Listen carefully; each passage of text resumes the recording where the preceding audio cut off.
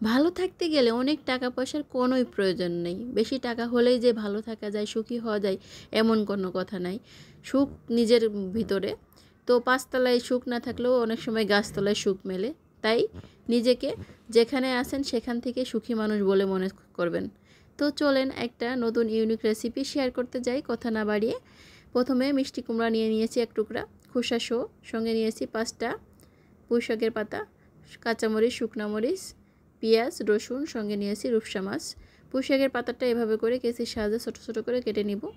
সঙ্গে আমি মিষ্টি কুমড়াটাও কেটে নিয়েছি, আর মিষ্টি কুমড়ার খোসাটা ফেলে দিই না, মিষ্টি কুমড়ার খোসাটা রেখে দিয়েছি। এখন চুলায় একটি কড়াই দিয়ে দেবো, কড়াইতে দিয়ে দিয়েছি সরিষার তেল। আর এই রেসিপিটি করতে গেলে অবশ্যই সরিষার তেল লাগবে। এখন লাল মরিচগুলো সুন্দর করে ভেজে তুলে নিব। এই তো ভাজা হয়ে গিয়েছে। এখন আমি এক এক করে মরিচগুলো তুলে নিব। তুলে একই তেলের ভিতর দিয়ে দিব রূপসা মাছ। রূপসা মাছটাই কাটা থাকে না, আপনারা যে কোনো মাছ দিয়ে এই রেসিপিটি ট্রাই করতে পারেন, তবে রূপসা মাছে কাটা থাকে না, তার কারণে আমি এই মাছটা দিয়েই করলাম। আর এই মাছটা আমি ভর্তার জন্য রেখে দিয়েছিলাম। এই তো মাছটাও ভাজা হয়ে গিয়েছে। এখন মাছটা আমি তুলে নিব। আর মাছটা একটু সুন্দর করে ভেজে নিতে হবে। সুন্দর করে ভেজে নিলে মাছের কাঁচা গন্ধটা চলে যাবে। এখন আমি যেটা করেছি, সরিষা দিয়ে দিয়েছি 1/2 চামচের মতো, দিয়ে এখন আমি মিষ্টি কুমড়াগুলো দিয়ে দিলাম। দিয়ে সুন্দর করে একটু ভেজে নিব যতক্ষণ পর্যন্ত মিষ্টি কুমড়াগুলো নরম না হয় ততক্ষণ পর্যন্ত।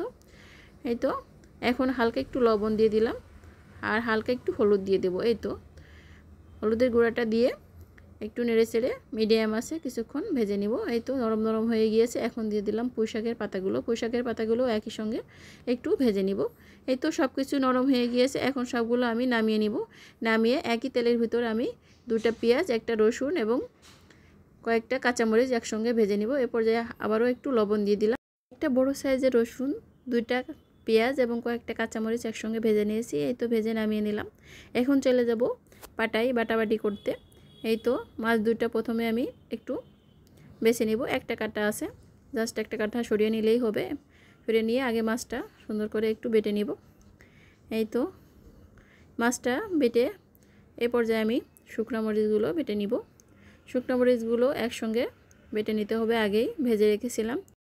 এই তো শুকনো মরিচগুলো বাটা হয়ে গিয়েছে। এখন মিষ্টি কুমড়া এবং পুঁইশাকগুলো বেটে নিব। মিষ্টি কুমড়া এবং পুঁইশাক বাটা খুবই ইজি, এক বাটা দিলেই হয়ে যায়। তো এইভাবে করে সব কিছু বেটে নিতে হবে। আর এই ভর্তাটা খুবই ইউনিক হয়, খেতে কিন্তু খুবই অসাধারণ হয়। একবার হলেও এভাবে করে ট্রাই করবেন, ভালো লাগবে। এ পর্যায়ে আমি পেঁয়াজ রসুনগুলো বেটে নিব। তো একইভাবে সব কিছু একসঙ্গে পাটায় বেটে নিতে হবে। এই বাটাবাটির কাজটা আপনারা চাইলে ব্লেন্ডারও করতে পারেন, তো সেক্ষেত্রে পানি দেওয়া যাবে না। আর এই মাছটা অন্য মাছ দিয়েও আপনারা করতে পারেন, তবে এই মাছটায় রূপসা মাছটায় কাটা থাকে না, তার কারণে এইটা দিয়ে ভর্তা করতে খুবই ভালো হয়। আপনারা ইলিশ মাছ, তেলাপিয়া মাছ যে কোনো মাছ দিয়েই করতে পারেন। এ পর্যায়ে আমি সরিষার তেল দিয়ে একটু সুন্দর করে মাখিয়ে নেব। আর সরিষার তেল দিলে যেটা হয়, ভর্তায় একটা অন্যরকমের ফ্লেভার আসে, খেতে খুবই অসাধারণ হয়। এই তো আমার ভর্তা রেডি। এখন শুধু গরম গরম ভাত নিয়ে খাওয়ার পালা। দেখতে যেমন ভালো হয়েছে, খেতে কিন্তু তার থেকেও বেশি অসাধারণ ছিল। তো আপনারা ওইভাবে করে একটু ট্রাই করতে পারেন, ভালো লাগবে। আর রেসিপিটি ভালো লাগলে লাইক, কমেন্টস এবং শেয়ার করে দিয়ে অন্যকে দেখার সুযোগ করে দিবেন। আল্লাহ হাফেজ, সবাইকে অনেক অনেক ধন্যবাদ। ভালো থাকবেন সবাই।